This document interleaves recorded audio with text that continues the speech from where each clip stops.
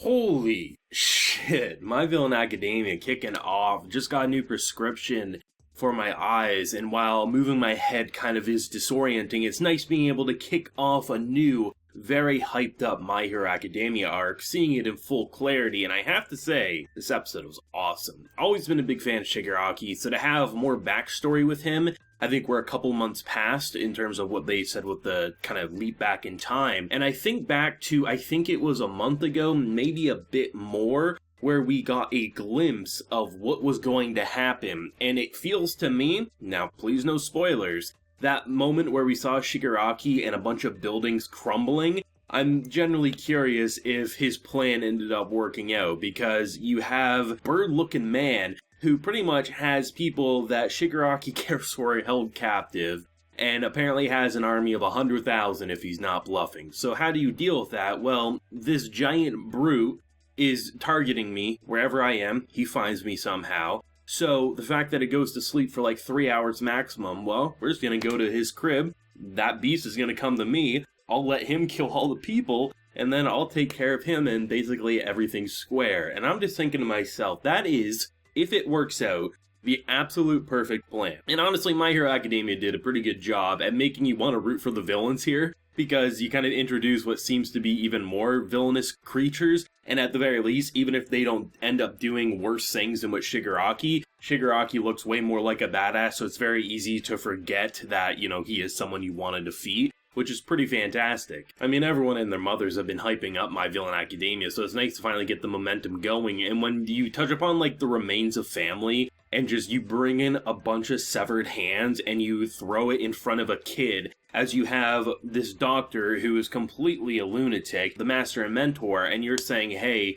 you know, you locked away all these horrifying memories, and now we're gonna have you wear your family's hands. And I'm like, okay, this show knows how to get dark. And I like that, because I heard once we get into next season, the tone of My Hero Academia is definitely going to take a shift. So I'm really glad that we're kind of like, in a way, easing into a shift, but also kind of jumping headfirst without a life jacket, because this is someone who clearly has been brainwashed, who has clearly been taught to, like, think a certain way, and it's interesting to think about what would happen if certain characters ended up with different mentors and life experiences. Imagining a character like Bakugo being, like, trained by people like this, having doctors poke and prod at him. You know, you could see a path of very horrifying evil imagery. And honestly, despite Shigaraki maybe not having at face value the most heroic of quirks, you can also see the path of, like, him doing some good. I mean,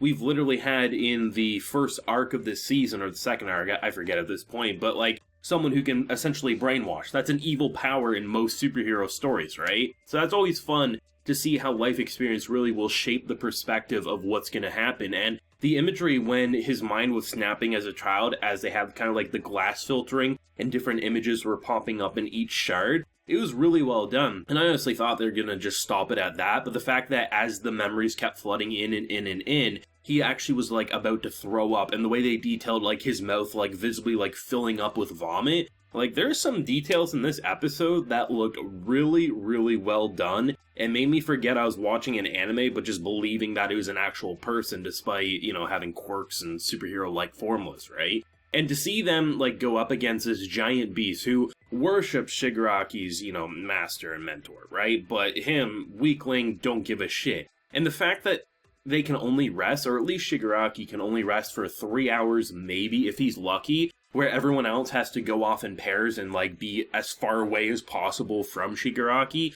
and the fact that he's smiling the whole time, it's definitely, you kind of understand why characters might follow someone like him, because even though it almost feels like Shigaraki in this circumstance is the one being led, at the same time he's also feeling like he's doing the leading all at the same time. And to see the plan and to see what probably is going to happen, I mean, don't get me wrong, a month ago when we saw the buildings collapse and Shigaraki just looking like a menacing badass, that could be a completely different scene. But it does give me hope that, like, even if there isn't 100,000 people, I mean, should he lead this creature correctly, like, their buildings are gone. The only issue is, like, they want to rescue their comrades, so, like, that's probably going to be the first, like, using your own allies to rescue, as in you have big man in charge, destroy all the buildings, and then you take care of business afterwards. And it's going to be fun to see what they do. I mean, this is going to be a very different arc, crystal clear. Even if I didn't hear manga readers hyping it up as being a dark My Hero Academia arc, it's crystal clear shit's going to be different. As it was pointed out, I believe in last week's comment section, the doctor that has been interacting with Shigaraki apparently, now I didn't go back to verify this, but I had so many comments say it, so I'm willing to believe it at face value, though doing that might bite me in the ass. But the doctor who interacts with Shigaraki apparently is the same doctor who examined Deku when he was a kid and was claimed to be quirkless. And that's an interesting thought, because if he had a quirk originally, like, did he remove it? Or was Deku always quirkless? Like, you definitely can think of some theories about this man and what he's doing. Like, at face value, he reminds me of, like, Sonic in, like, you know, Dr. Eggman. But his actions and the way they filter this dark, moody lighting on him, he's pretty damn horrifying, and you kind of feel like he is the exact example of an evil scientist without going so comedic to the point that he loses that intimidation. No, honestly, I mean, test tubes full of creatures to just, like, what he did to kids, I mean, yeah, this dude's pretty damn frightening. Even if, like, on a physical level, he's not the most powerful, like, the way he can manipulate is pretty damn intimidating. I mean, there's always the risk when people hype up something in an anime and it takes a while to get there.